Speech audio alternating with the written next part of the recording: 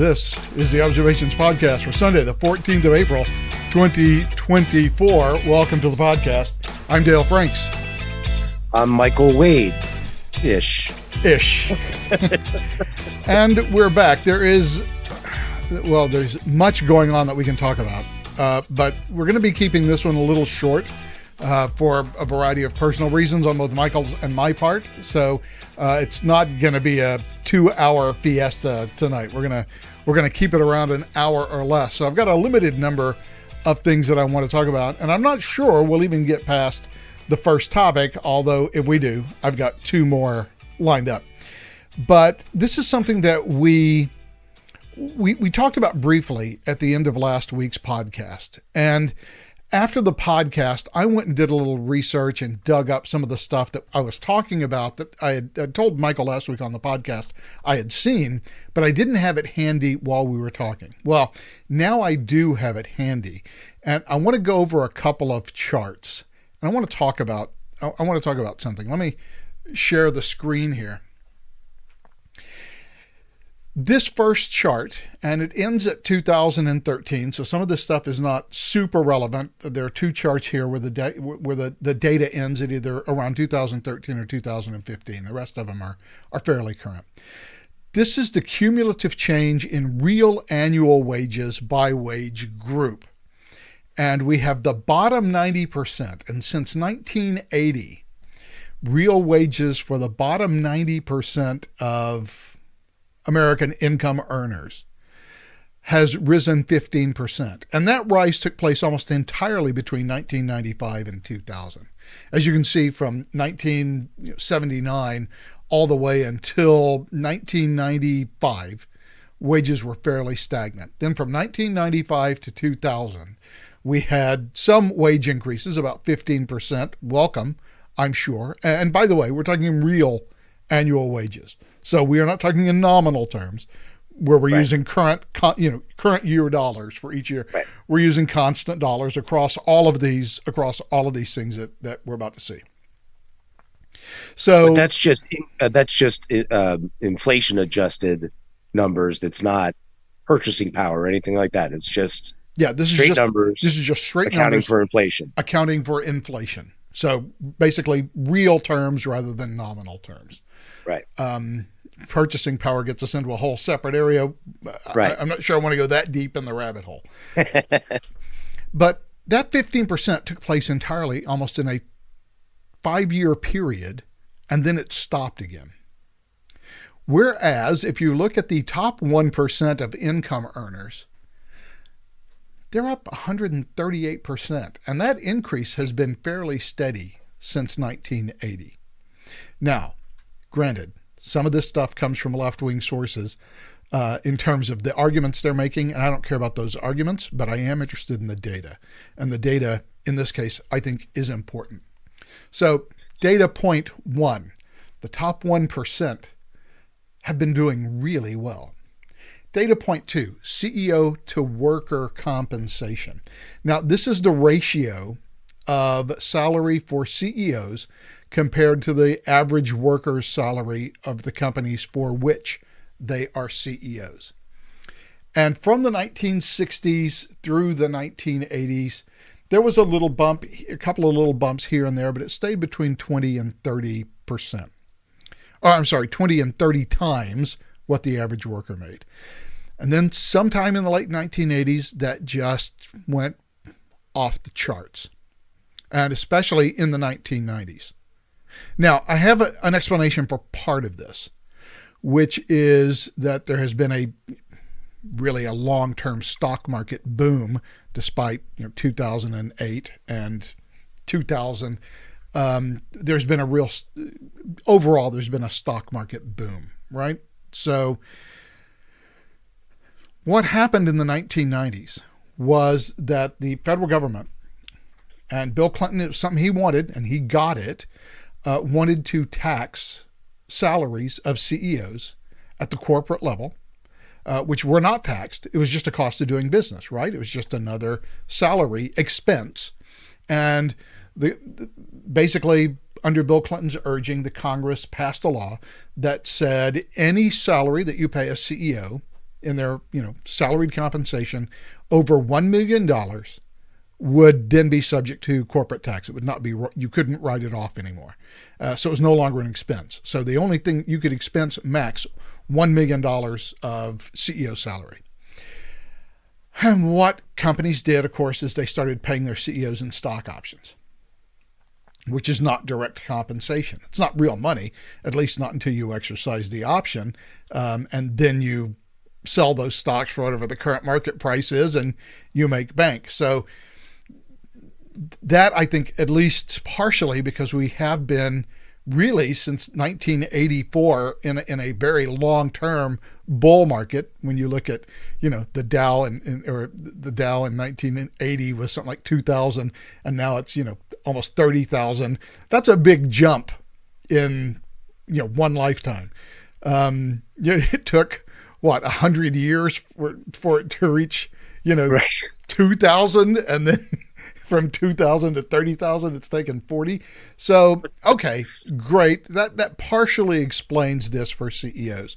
So I'm not sure how much weight to give this particular one, but it is an interesting data point that we have been between 200 and 300 times workers' salary since the mid to late 90s, as opposed to 20 times the average worker's salary all through the 1960s and 1970s.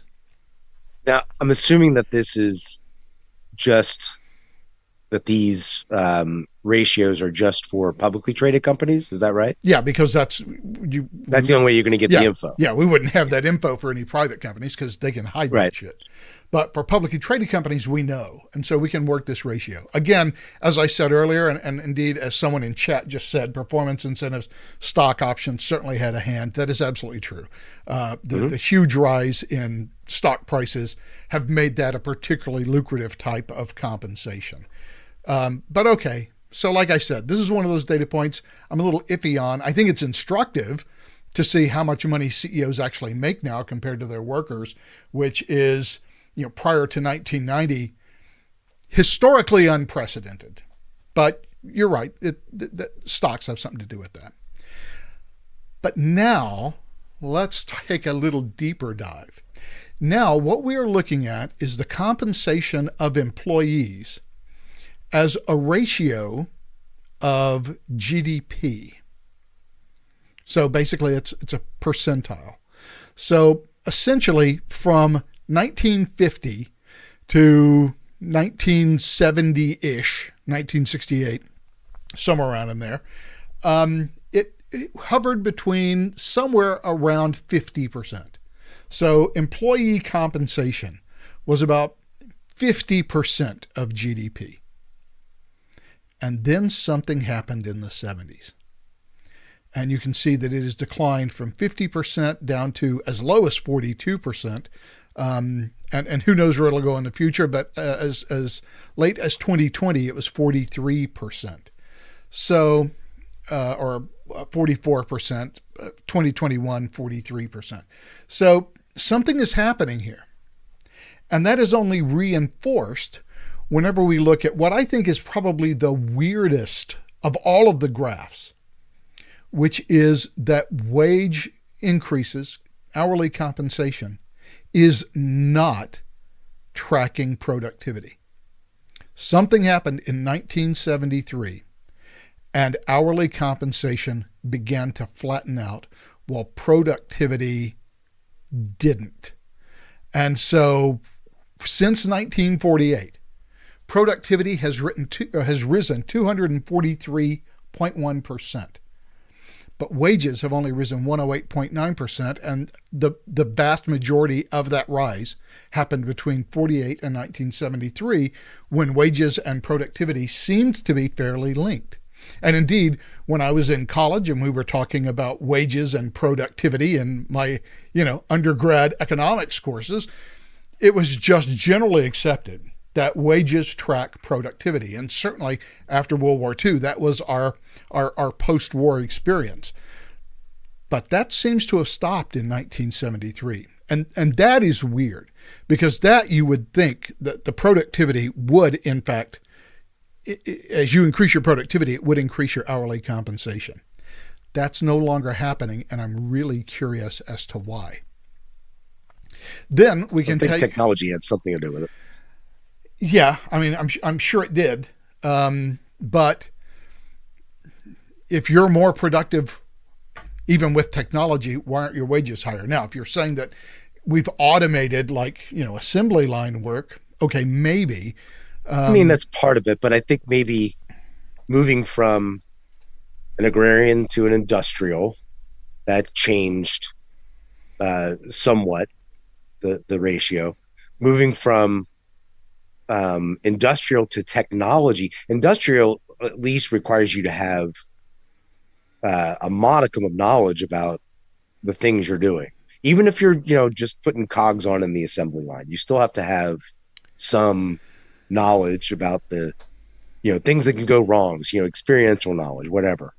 Um, when we became more of a technological society, it didn't mean that the jobs, while you may be more productive, it doesn't make it any more intellectually taxing, makes it, less labor intensive as far as physical labor. But they weren't, especially early on, they weren't particularly difficult jobs of data entry. You know, I Okay, mean, there weren't that many programs. I understand what you're saying. And I would agree if it weren't for the fact that productivity growth seems to have followed what would be, it looks like, a 3% annual increase trend line. I mean, obviously there are ups and downs, but I mean, if you were to draw a trend line, Yeah, absolutely. it would be a It's straight pretty trend steady. line. Yeah. And what I would expect if we were talking about technology and things like that, increasing productivity, I would expect to see lots more sharper rises. I would expect to see this like go asymptotic, not just be a straight trend line when you look at productivity. So that makes me question the validity of that explanation as a possible answer, simply because of the straight line nature of the productivity increases. But then going beyond that, and we really, because there are several different measures that are included here, but I'm really only interested in two. The blue, which is real GDP per capita, and the red, which is real median weekly earnings for full-time workers. Again, both of these on a real basis. And you can see somewhere between 1970 and 1975, there was a fundamental shift in wages tracking along with GDP, which, by the way, dovetails in fairly perfectly with what we see from the St. Louis Fed, where we can just see the percentage of GDP that's going to workers' compensation falling basically 7%. But it really doesn't matter how you do it, even if you use the real GDP per FTE and average real wage GDP deflator, you still see a difference. So sure, there's questions about maybe how big this difference is, although I think the St. Louis Fed's chart probably supports a lot better the use of real GDP per capita vice real median weekly earnings, although you could go with average real wage. Either way, it doesn't matter. It's still pretty close. Something happened in the early 1970s. In chat, someone says off of silver. We didn't go off of silver. We went off of gold, actually, in 73, off the gold standard. Next, is a little gazebo that I built in the back. It's very nice. In our little garden area. So I think those are all the charts that I had now. Thank you, Amazon Photos, for backing up my phone. So those are the numbers. And I think what I called it when I talked to you last week, and we were chatting back and forth, is the new feudalism. Yeah. And it seems like there's really only two explanations in general, both of which are kind of political, that would be responsible for why we have seen this shift from, I guess I'll call it, just to name it something, the post-war egalitarianism that we just stepped away from in the 1970s. Either we have reverted back to 19th century unregulated capitalism, where we have just started to put 11-year-olds back to work in the textile mills, and fat cat plutocrats are just making money off of the exploitation of workers in very dangerous jobs with no safety standards. So maybe that happened.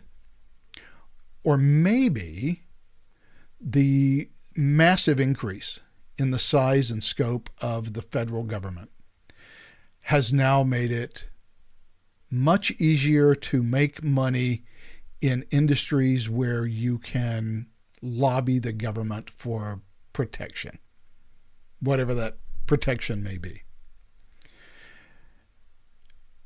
And neither of those two things are good, but I'm pretty sure one of them didn't occur. And I'm fairly sure. Yeah, we know one didn't occur. Yeah. And I'm fairly certain that the other one did. And like I said, it's almost like a new feudalism. Sure, we're all still working 40 hours a week. And yes, our wages in nominal terms have increased. But people are starting to realize that something is wrong, especially younger people. There's this whole sort of subgenre of TikTok/YouTube videos where people in their 20s and early 30s are, or even a little older, even into their early 40s, are talking about, wait a second, my mom was a stay-at-home mom, and my dad worked, and we had a house and a car or 2 cars and a boat, and I got to go to college, and now I'm out of college and I'm working, and there's no possible way that I could support a family on a single income, much less buy a house. And I think we talked a couple of weeks ago about how now the average qualifying income required for the average mortgage is now substantially higher than the median income of the average worker. So the average worker now does not make enough income to even qualify for a mortgage for the average home price. Now, nationwide average home prices in this country are always tricky because, it doesn't, there's no national, yeah, I mean, maybe you can come up with a number for national average, but it's the average. That doesn't mean much. It's the average of the price between Bel Air and Hollywood, right? and Chillicothe, Kansas. There's going to be some, or there'd be a bit of a difference there. Or Minot, North Dakota. There's just not going to be the same level of housing costs associated with it. It's really weird how much pressure there is. And we talk about Trump being a symptom, not a cause. Yeah. I think here we're looking at a cause. People can see that their lives today, especially younger people, they can see that their lives today seem to be financially far more difficult. And it's far more difficult to get ahead now than their parents seem to have found it working at a blue-collar job. Mm-hmm. It's just one of the many things about our political system that just doesn't seem to be working in the interests of the American people. It's working in someone's interest, just doesn't seem to be working in everyone's interest. And it's real difficult to talk about this without sounding like some kind of a commie. Yeah, I know what you mean. But I think there are some factors that we need to at least consider. I'm not saying that they're, just positive or anything, but I think that, for example, women entering the workforce en masse in the 70s, protections against racial discrimination in hiring, the EEOC.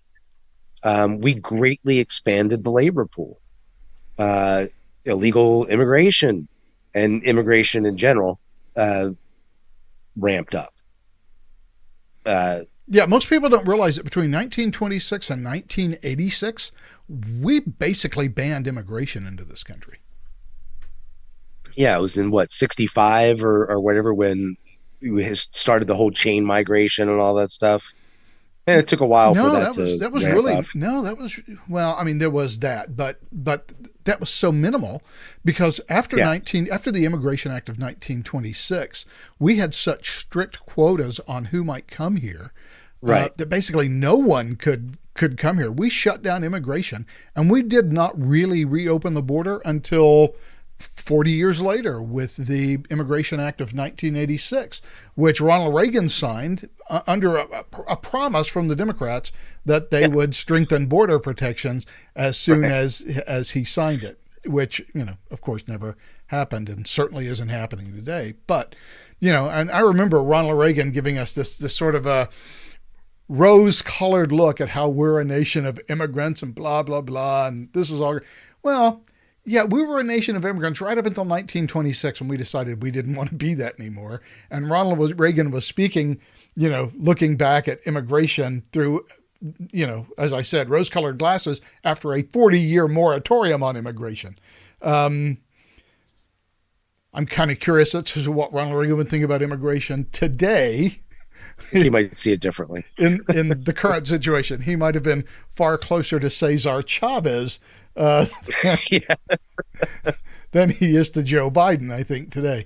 I don't But know if he go as far as like beating up migrant laborers and leaving them in the desert to die, but allegedly. Uh, but yeah, there have been some significant changes to immigration, significant changes to, how people come into the country, and significant changes to, well, as you said, in technology and shifts away from, agriculture. Although I think the shift away from agriculture was largely completed by the 1960s. absolutely. I just meant like in stages. Sure.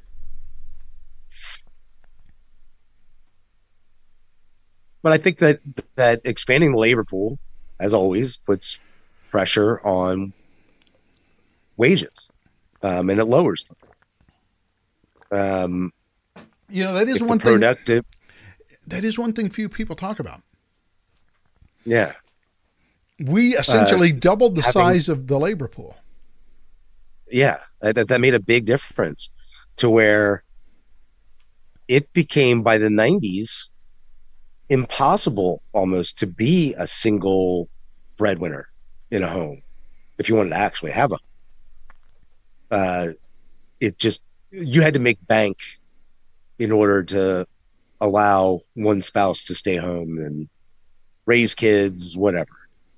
um Having, you know it's like you're saying, back in the like 40s and 50s, it seemed like it wasn't that uncommon to have a maid, not necessarily a live-in maid, but some sort of housekeeper, an Alice type for the Brady Bunch. You know, I mean, it wasn't that uncommon. But then once the labor pool expanded, uh, that became much harder to afford, not just because those former housekeepers uh, had more opportunity, although that's part of it, but it also depressed wages for everybody across the board. Not horribly. I mean, I'm not poo-pooing that or saying it was a bad thing. It's just, I mean, there's a cause and an effect, and expanding a labor pool is going to put pressure on wages. And I wonder how many people realize that but see, here's the weird thing. It's not as if we expanded the labor pool to include 100% of the population rather than just 50% of the population. Right. Yeah. Yeah. Yeah. That I could see a depressing effect on wages, or a depressing effect on wages, um, if the number of jobs remained unchanged, right? Because now instead of, two people applying for every job, I have four people applying for every job. Right. Well, in the 70s, it kind of did stay that way. Well, yeah, well, the 70s were a weird period because we had the inflation, we had there were a lot of things going. Stagflation. We Yeah. had all the kinds of Yeah, inflation. we had all the flations. The 70s were a bad time, and basically destroyed Jimmy Carter's presidency. But Mhm. the thing is, the number of jobs did not remain steady. The number of jobs seemed to increase to incorporate the appropriate number of workers who were available. It's almost an interesting illustration of Bastiat's supply side economy, right? If there are Right. more workers, we can just make more jobs. Right. And Because so, then you can expand your business, you can increase your overall revenue, and also increase your profits. right. So I'm sure that having women come into the workforce in massive numbers did have some depressive effect on wages. But the number of jobs that have been created seems to have rather comfortably accommodated the additional number of workers who were available. Well, and just to go against my point, it would seem that it would have more of like an I sort of effect with wages and productivity tracking along, expand the the labor pool, and then productivity keeps going on, but not so much the wages. It should have come back closer together in the 80s when we had a huge job expansion. You would have thought that, well, then the wages did go up, but not commensurate with productivity. Whereas productivity was going at a much higher rate, wages kind of still stayed fairly stagnant. So that's sort of a counter, I think, to the idea I'm proposing, that it's just expanding the labor, which I'm not suggesting that, but that look, is a counter argument to my argument. However, we can check that because we have the Bureau of Labor Statistics. And so what I'm actually looking for, if I can find it, and I'm looking at the historical data for employment, and what I'm looking for is labor force participation rate. Indexes employment of women on non-farm payroll, indexes of aggregate weekly hours, and I don't remember whether it is an A data or a B data table. Employment status of the civilian population, participation rate. So it is an A table. So let's see, selected employment indicators. Nope, that's not what I want. Oh my goodness. Where do I find the historical data for labor force participation? So we'll just go with partition rate. As a percentage of population, right? Yeah. So what the hell? We'll just do it by seasonally adjusted, and we'll retrieve the data. And this should give us, if I'm familiar with the BLS's website, this should give us an XLS. We can actually go back a few years, which I would really like to do. Let's go back to 1948, shall we? And let's hit go. And let's include graphs so that we don't have to look at all of these awful, awful numbers. So there you go. This is the civilian labor force participation rate. Now, this is a percentage of the... Can you scroll up a little bit? Because I can't see that. It's behind my head. Oh, sorry. There you go. Right, there we go. So this is it. So we were fairly steady from 48 to 69 at about 58-ish%. We see a lot of 58s and 59s down here in the actual data. And then you go from 1969 and whoop, there we go. There is our labor force participation. Now look, a lot of this is also who had babies in 1946 and 1947. Yeah, that's a good point. Yeah. Grandpa got home from the Second World War. Got busy. And it had been a while. Let's just put it that way. And so... You're saying he was backed up? Yeah, he was backed up. So we had this huge bolus of We only had sex born. once, but I had 3 kids. Yeah, exactly. So anyway, here we go. However, that peaked in about 1998, 1999.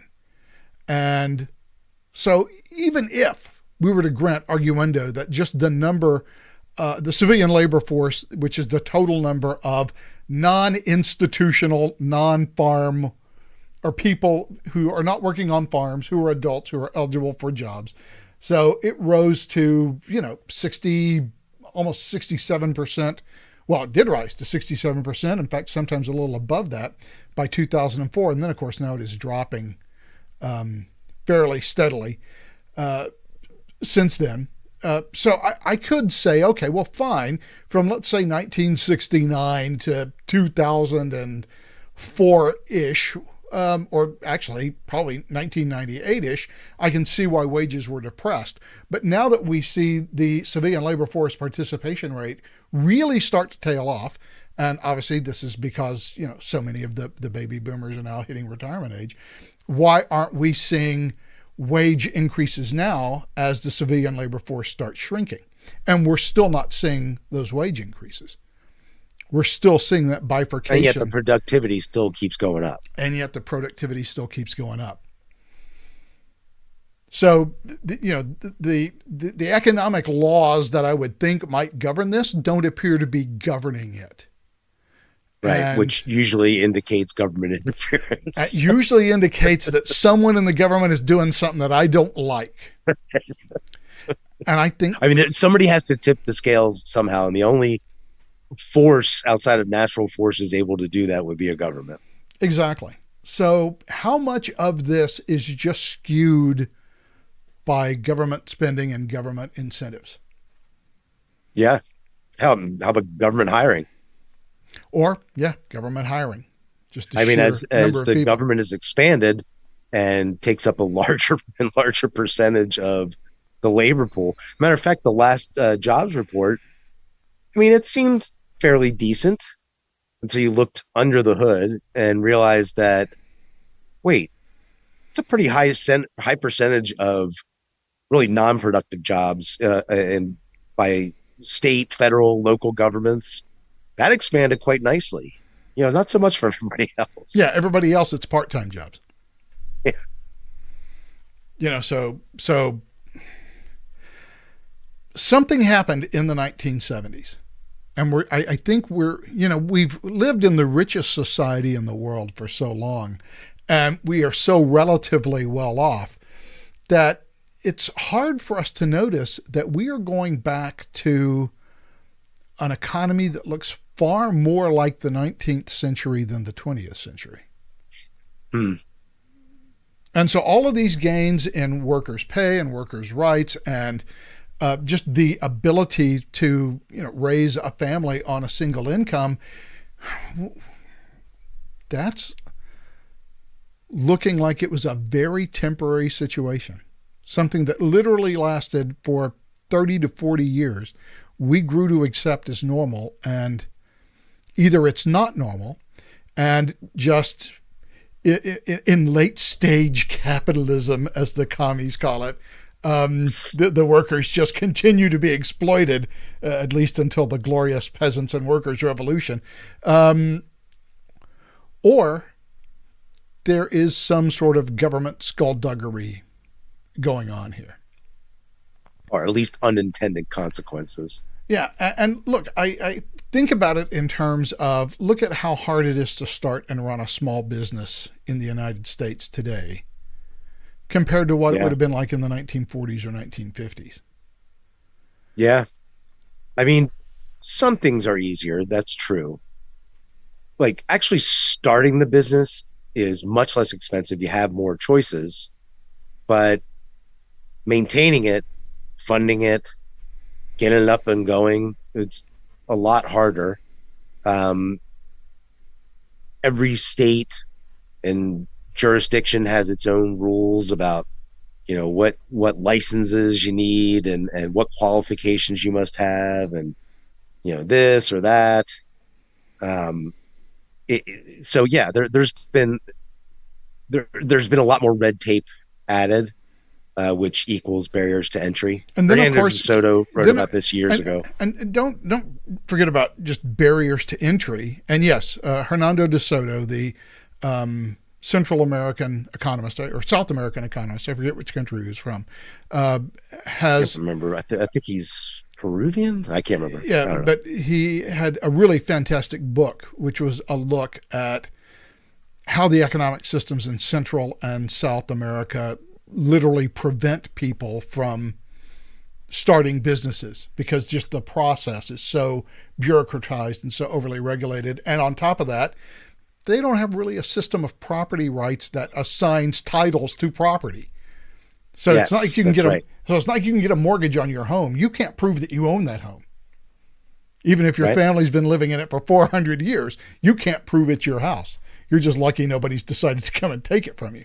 But that aside, the regulatory costs now of a business. It's very interesting how keen large corporations are to lobby for increased regulation. Yeah. Because Throw those shackles on me. yeah, because they have the ability to pay for it, and they know that while it may slightly affect profits, slightly affecting profits for Dow Chemical is a lot different than affecting profits for Bob's Chemical Mixery, right? Well, I mean, that's just it's well, again, it's barriers to entry, but it's a lot easier for that reason than that, it's as a percentage of your actual cost, it's just a drop in the bucket. But they're also the people with a seat at the table when it comes to writing those rules. Yeah. I mean, Whereas, Joe and Bob's bait tackle shop, they're not getting any benefit out of that. no, and that's Or why how about, this is interesting. Since I was just up in Philly and I was walking around with my son, we're going past all these braid shops, for getting braids in your hair or whatever. My son remarks, like, I guess they don't have any restrictions on who can do it. And I was like, oh, I guarantee you they have restrictions on who can do it. I mean, for a long time, there's been lots of states, and even red states, that have required licensing for things as stupid as flower arranging. yeah, I think just For this past week, in fact, I think it was like Alabama, one of the southern states, that just decided we're going to eliminate the licensing requirement for hair braiding. Yeah, I mean, and lots of people have been pointing this out for a very long time. So this isn't any revelation, but it is interesting that even though you're not, getting a seat at the lobby table in Washington, you can get a seat at a table in a local area and convince the legislature to pass some stupid law that says, well, they really shouldn't start another business until you ask all the other similar businesses whether or not there's a need to expand the market that way.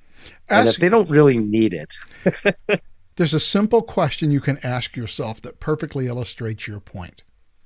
Why can't I buy a car directly from Ford? Yeah. I used to work directly next door to why that is. And that's called the NADA. And that is a pretty hardcore Republican backed organization that has lobbied and successfully lobbied to prevent direct sales from manufacturers and protected the middleman. Yeah, and by the way, it's not a federal law. No, those are all it goes by state. Those are all state laws that prohibit direct sale. Now, who is being protected by that law? Right. I'm trying to see Not protecting me. I'm trying to see how, for me as a consumer, I have to go through this middleman. Seems Well, how do you know if it's a real Ford? yeah, exactly. It might be a fake Ford that somebody cobbled together in Vietnam, perhaps. You would never know. You have to have a local dealer who's trustworthy. Yeah. Yeah, that and by the way, that goes under the title of consumer protection. Well, I'm the consumer, and I'm not sure how I'm being protected by having to go to a middleman who's going to take the car that I want from Ford and is immediately going to throw it into their garage and stick a whole bunch of dealer add-ons to it that I don't want and did not have asked for, and then is going to up the sticker price. And it's been very interesting, speaking of cars, because this is a subject that I follow because I like cars and motorcycles. And several of the manufacturers have actually gone to their dealers and have basically said, look, I'm begging you with tears in my eyes, stop doing add-ons on these vehicles and marking up the MSRP. Right. Go try to buy, look, just go try to buy a base model. Yeah, go try to buy, look, just go try to buy a Ford F-150. Yeah. The average transaction cost for a Ford F-150 as of last month, which is the last I saw, was over $68,000.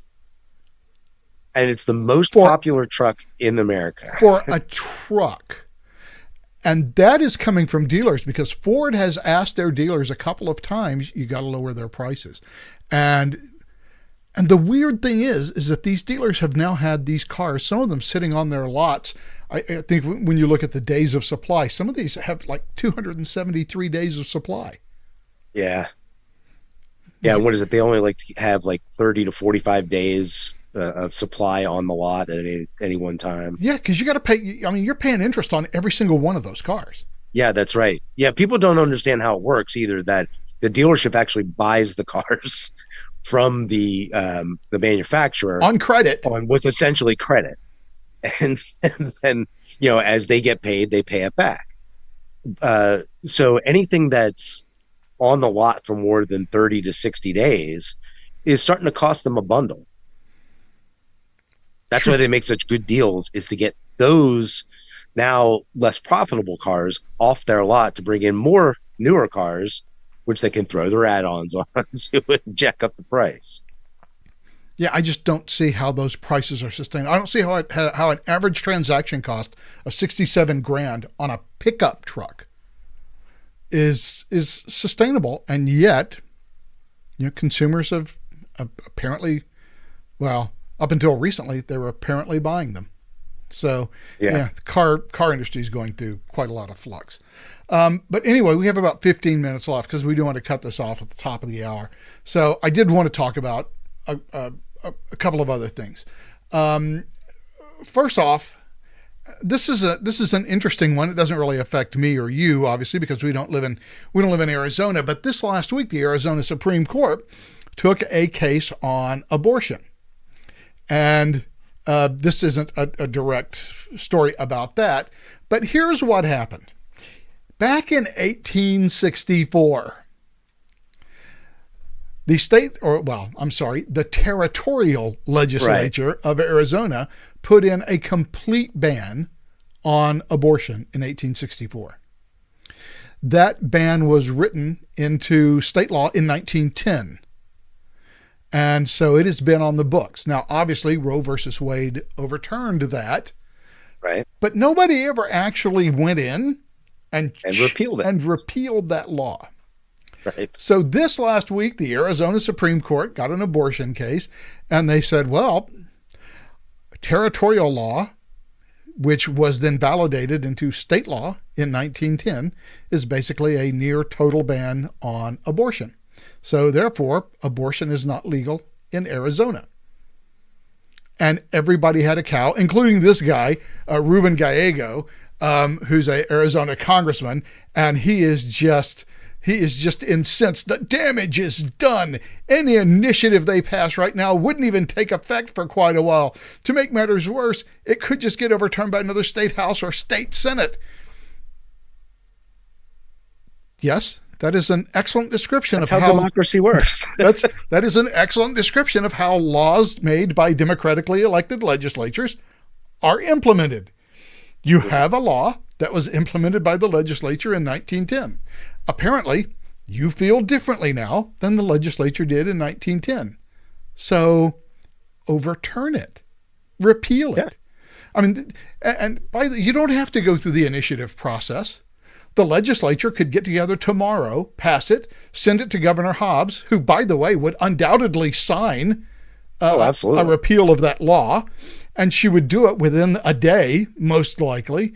And you don't even have to put in a waiting period for when the law will take effect.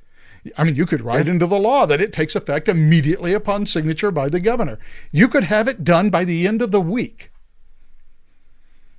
If you can't get it done by the end of the week, well, that tells me something.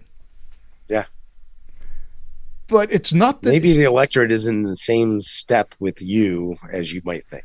Yeah, maybe not. But I think what it definitely tells us is it tells me a lot about what Ruben Gallego expects the courts to do. Yeah. See, this process of democracy is messy, and it might be time consuming, and it might require us to go out and, I don't know, debate and argue with people and convince them to come over to our side so that we can take over the legislature and we can overturn this ban on abortion in the legislature. Mm-hmm. That seems inconvenient and time consuming. It seems it would be a lot easier if I had a reliable court who could just overturn the law on whatever whim, and then I would pretend that they have spoken and they are the supreme arbiters. A, it's not the way courts are supposed to work, and B, it is not the way we should want courts to work. Yeah, although they did work that way for quite some time. Yeah, well, that's been the problem. That is the entire problem with the Warren/Rehnquist era of the courts. Berger, yeah.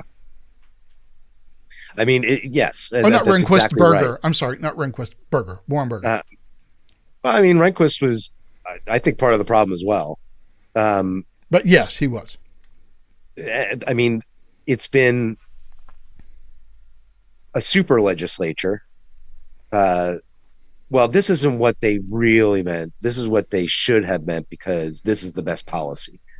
And they've been doing that literally for decades. And the problem is we've gotten used to it. The 50s. And we've gotten used to it. Yes. Yeah, now it's considered basically another branch of the legislature. And now we look to the courts to save us from having to make the inconvenient and unpleasant political arguments that would be required to get the laws that we want passed. And we might not even win. It's a lot easier if I can just short circuit the whole democratic process. And the thing that gets me is that this guy is Ruben Gallego, who is all about protecting our democracy. Yeah, right. Well, it's a lot easier to convince 5 people on the Supreme Court that you're right than, hundreds of thousands, if not millions of people that you're right. Especially when you actually have no real arguments, which anything coming from the left has no real argument. That's why they don't like to hear arguments, much less have their ideas tested through debate. Look, I'm not going to go that far. I'm not going to say that the left has no argument in favor of abortion. They don't have many that I agree with. But I mean, I guess I should say that they don't have any arguments that are new. No, they don't have any new arguments. Other arguments have been pretty, I think, well established. And, you got to make a choice with which one you buy. But they haven't liked that. They don't like it when you challenge their presumptions. That's the problem. If you don't accept their presumptions, and I'm not going to take a side for or con because that's not my purpose here, but to agree with the democratic arguments, you have to accept the fundamental premise that the fetus does not have personhood. Or at least it does not have personhood for the first, 15 days, 2 weeks, until there's a heartbeat, I don't know. We're going to move the goalpost on that personhood forever. So if you don't believe it's a person, then fine. There is a way to elide past that argument, though, to get to the fundamental argument, which is okay.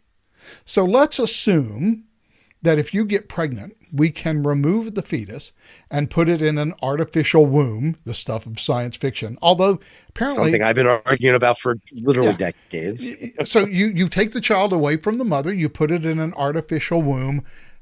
Now the mother is never going to have to be responsible for it. She's never going to have to carry the baby to term. She's not in danger. She's not in danger. Does she still get to say kill it? And surprisingly, I think she's given up all rights at that point. No, but surprisingly, the answer in a lot of cases is, well, yes, because it's still her baby. Yeah. Well, and at what point does it become not her baby? And that is the sticking point in the abortion argument. And by the way, this is why the courts are a particularly bad avenue for trying to figure out what that argument is, because this is not a legal argument. This is literally it's a a philosophical and ethical argument. Yeah.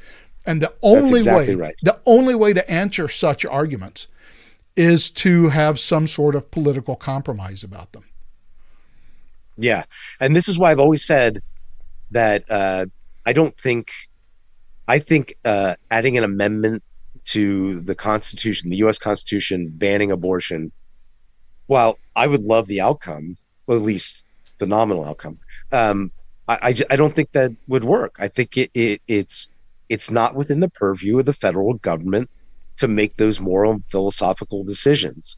That's up to people. The only way to tackle abortion, at least put on limits, legal limits, but the rest of it's got to come from hearts and minds, and that's all philosophical, ethical stuff, and that's not stuff that the government is capable or good at.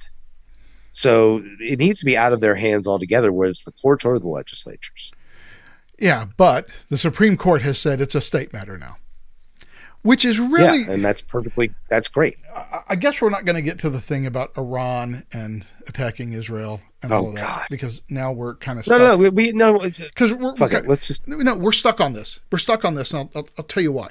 Because Donald Trump this week came out and said, "Hey, the Supreme Court said it's up to the states, so we shouldn't have a national law on abortion. This is up to the states. Work in your states, figure it out." I mean, he said it. One of the few things he said, I think, is absolutely correct. Yeah, he said it in a much more rambling and meandering fashion than I just did, but that's essentially what he said. Supreme Court said it's a state matter. It's a state matter. I'm not going to support a national abortion ban. Yeah. Okay, great. I agree with him. Based on the Supreme Court's ruling, that is the correct constitutional position to take. Lindsey Graham, oh my God, just coming out and said, well, you know what? I want to have a national abortion ban. The Supreme Court already told you can't. You can't do it. I mean, and he participated, Lindsey Graham did, quite vociferously and enthusiastically in the whole run-up to the Dodd decision. And you've been involved in that whole issue ever since he got into Congress in the first place. Right. And what I find fascinating is that Republicans have been arguing since 1973. Roe has been wrongly decided. This is a matter that should be left to the states. Roe should be overturned, and it'll be returned to the states, and then we can, on a state-by-state basis, through the political process, come up with a modus vivendi that, if it doesn't make everyone unhappy, makes everyone the least unhappy it is possible to do in terms of a compromise that the majority will accept. That has been the pro-life argument since 1973. Right. What moved the goalpost to, no, we need a national ban on abortion? Wait a second. You got what you wanted. The Supreme Court said exactly what you've been saying they should say since 1973. It's a state matter, not a federal matter. Constitution is silent on it. So therefore, this goes back to the states. What about this is a state matter do you not understand? And why all of a sudden, Lindsey Graham, are we moving the goalposts from that to, well, we just have to ban it all? Yeah, well, he just like, Republicans, Democrats, left, right, doesn't matter. You get these, once these social issues enter the legal realm, everybody wants to lock in their gains by making it impossible for future legislators, voters, whatever, to change, or at least make it as hard as possible to change those wins. It was just like Gallega said, well, what if a future legislature comes along and just undoes what we did? We need to make it more permanent. Yeah, and that's the whole point. We need to bind generations of Americans who might disagree with our position, and we need to bind them forever to what I think is moral. And it's weird how we, kind of unrelated, yet still related in the same way, certainly philosophically, is the people who went in and in London, and who spray painted on the statue of, under the name Churchill, was a racist. Yeah. Yes, he was born in 1875. Literally every person in the world who was born in 1875 was probably a racist, of all races. Mm-hmm. It was a far different time than we have. We can't bind people to the past to our modern conceptions of morality, and our modern conceptions of morality cannot place a bind on future generations for what they consider. They may be appalled at some of the things that we're fine with. We don't know, because we don't inhabit the world that they will inherit, and we never will. And this idea that we are the apex of human civilization, the apex of morality, and that we can bind all future generations, I'm not sure that's a great idea on a moral or ethical issue. I mean, certainly in terms of political organization, prudentially, we want to prevent the government from stifling speech or controlling religion or forcing you to confess to your crimes or just bursting into your house and searching. That I think we do want to bind, but then again, we're not binding the citizenry. We're binding the government from interfering with the citizenry. Yeah. And it's one thing to bind the government, which I think we can do, and stop the government from doing a lot of stuff that we don't want them to do. They'll still want to do it anyway. Look at the whole thing about FISA. But still, that's legitimate. But binding the people themselves, yeah, I've got a serious problem with that. Yeah, and it's, go ahead. I mean, you're just going to end up causing more problems down the road than anything. You're kind of sowing in the seeds of dissent. Yeah, but as promised, it is 5:58, and so you know what we're going to do? We're going to keep this to an hour this week, and we're going to go ahead and I'll upload this, then I can go to bed, you can go to bed, we can all relax and get ready to go to work tomorrow. So, Michael, as always, pleasure. All right, good seeing you. Good seeing you. All right, you've been watching the Observations Podcast, a relatively shortened version of it today. Thanks for watching us. We hope that you'll be back with us again next week. Until then, have a great week. So long.